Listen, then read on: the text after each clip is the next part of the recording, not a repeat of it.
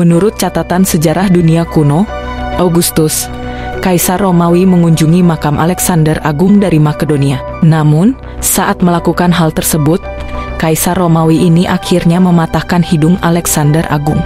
Apakah ini benar-benar terjadi? Sama seperti di zaman modern, banyak orang pada zaman dahulu senang mengunjungi makam para tokoh. Kematian Alexander terjadi tak lama setelah dia kembali ke Babilonia setelah kampanye yang sulit dan akhirnya tidak produktif di India, dan hanya beberapa bulan setelah kematian misterius teman dekatnya Hephaestion pada tahun 324 sebelum Masehi. Beberapa sumber menggambarkan hari-hari terakhir Alexander dan menyetujui rincian penting detik-detik kematian Alexander Agung.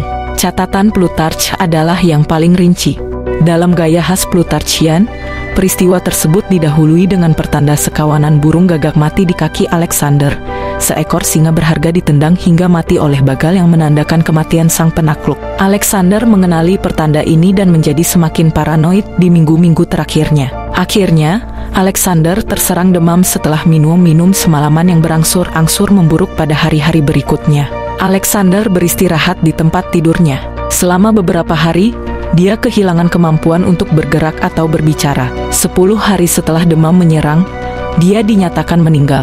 Rupanya, tubuh lelaki yang didewakan itu tidak membusuk dan tetap murni setelah kematiannya. Plutarch juga menghadirkan beberapa akun lain yang menambahkan detail berbeda. Misalnya, beberapa sumber menyatakan bahwa Alexander tiba-tiba merasakan sakit yang menusuk di perutnya saat minum, dan ini menandakan awal dari demam dan penyakit fatal yang dideritanya. Plutarch juga memberitahu kita bahwa pada awalnya tidak ada seorang pun yang mencurigai adanya racun, tetapi tuduhan semacam itu semakin menguat beberapa tahun setelah kematian raja. Sejarawan Yunani, Diodorus Siculus juga menunjukkan Alexander menyadari kematiannya yang akan segera terjadi. Diodorus juga menempatkan penyakit Alexander setelah semalaman minum bersama teman-temannya yang disela oleh sakit perut yang tiba-tiba. Rasa sakit dan demam Alexander memburuk selama beberapa hari sampai jelas bahwa dia tidak dapat bertahan hidup. Ketika ditanya kepada siapa kekaisaran harus diserahkan setelah kematiannya, Alexander yang sedang sakit hanya menjawab, kepada yang terkuat. Seperti Plutarch, Diodorus menawarkan pembacanya teori alternatif tentang kematian Alexander, yaitu bahwa ia diracuni oleh musuh-musuhnya di istananya. Kisah Quintus Curtius Rufus menggemakan kisah Diodorus, meskipun Curtius lebih setuju dengan teori bahwa racun adalah penyebab sebenarnya dari kematian Alexander. Makam Alexander Agung. Alexander Agung meninggal pada abad keempat sebelum Masehi pada tahun 323. Ia dimakamkan di sebuah makam megah, yang pada zaman dahulu sama terkenalnya dengan sekarang. Sarkofagus yang pas di tubuhnya seperti sarung tangan, dan terbuat dari emas murni. Ada jubah ungu mahal yang menutupi batang tubuh dan mungkin kaki dengan sulaman emas di atasnya. Belakangan, makam Alexander berubah secara signifikan. Menurut Strabo, seorang penulis Yunani abad pertama Masehi, Raja Ptolemy X mengambil emas dari makam Alexander yang megah dan meleburnya untuk keperluannya sendiri. Setelah itu, makam emas diganti dengan makam yang terbuat dari kaca, menurut Strabo. Banyak pakar berpendapat bahwa kemungkinan besar ini mengacu pada pualam, sejenis bahan yang kadang-kadang digunakan untuk jendela kecil karena sifatnya yang sedikit tembus cahaya. Makam kaca inilah yang dikunjungi salah satu kaisar Romawi ketika ia diduga mematahkan hidung Alexander. Tapi bagaimana ini bisa terjadi?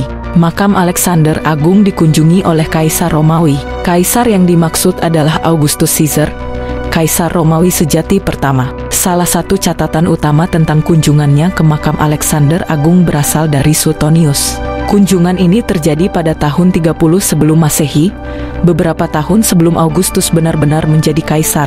Saat itu, dia dikenal sebagai Octavianus. Menurut catatan Suetonius, Octavianus meletakkan mahkota emas di kepala raja yang jatuh, serta bunga di makam. Kisah selanjutnya ini datang dari Cassius Dio. Ia hidup pada akhir abad kedua hingga awal abad ketiga Masehi. Sebagai referensi, ini terjadi sekitar 1 abad setelah Suetonius. Karena alasan ini, versinya tentang kejadian-kejadian jelas tidak memiliki bobot sebanyak versi Suetonius. Namun apa sebenarnya yang dikatakan Cassius Dio tentang kunjungan Octavianus mematahkan hidung Alexander Agung? Catatan Cassius Dio yang berasal dari buku 5 sejarah Romawinya berbunyi setelah itu dia melihat jenazah Alexander dan benar-benar menyentuhnya. Lalu dikatakan ada bagian hidungnya yang patah. Hanya itu yang Cassius katakan tentang kunjungan Octavianus. Dia bahkan tidak menyebutkan kaisar masa depan yang menempatkan mahkota dan bunga di makam. Beberapa sumber modern menyebutkan bahwa Octavianus mengalami patah hidung saat membungkuk untuk mencium Alexander. Ada pula yang mengatakan hal itu terjadi ketika Octavianus sedang memasangkan mahkota di kepala Alexander. Namun, seperti yang bisa kita lihat dari kisah asli yang memuat cerita ini, tak satu pun dari klaim tersebut yang benar. Cassius hanya mengatakan bahwa hidung Octavianus patah saat menyentuh tubuh itu. Dia tidak memberikan rincian tambahan. Penjelasan singkat ini menimbulkan spekulasi mengenai historisitasnya. Beberapa ahli percaya bahwa hal ini mungkin benar-benar terjadi, sedangkan yang lain percaya bahwa ini hanyalah fiksi kuno. Apa yang sebenarnya ditunjukkan oleh bukti tersebut? Hal pertama adalah Suetonius tidak menyebutkan apapun tentang ini. Dia hidup 1 abad lebih dekat dengan peristiwa tersebut dibandingkan Cassius Dio. Karena alasan ini, catatannya secara logis lebih dapat diandalkan dibandingkan catatan Cassius Dio. Tentu saja, Suetonius tidak secara spesifik mengatakan bahwa Octavianus tidak mematahkan hidung Alexander. Ia juga tidak memasukkan informasi apapun yang secara mutlak menghalangi gagasan tersebut. Meskipun demikian, ini adalah kejadian yang luar biasa sehingga kita pasti berharap dia akan menyebutkannya jika hal itu benar-benar terjadi. Pertimbangan lainnya adalah fakta bahwa Cassius menambahkan frasa dikatakan ketika menceritakan kisah tersebut. Hal ini menunjukkan bahwa Cassius tidak sepenuhnya yakin hal itu telah terjadi. Oleh karena itu, banyak pakar percaya bahwa kisah Kaisar Romawi yang mematahkan hidung Alexander Agung hanyalah fiksi belaka.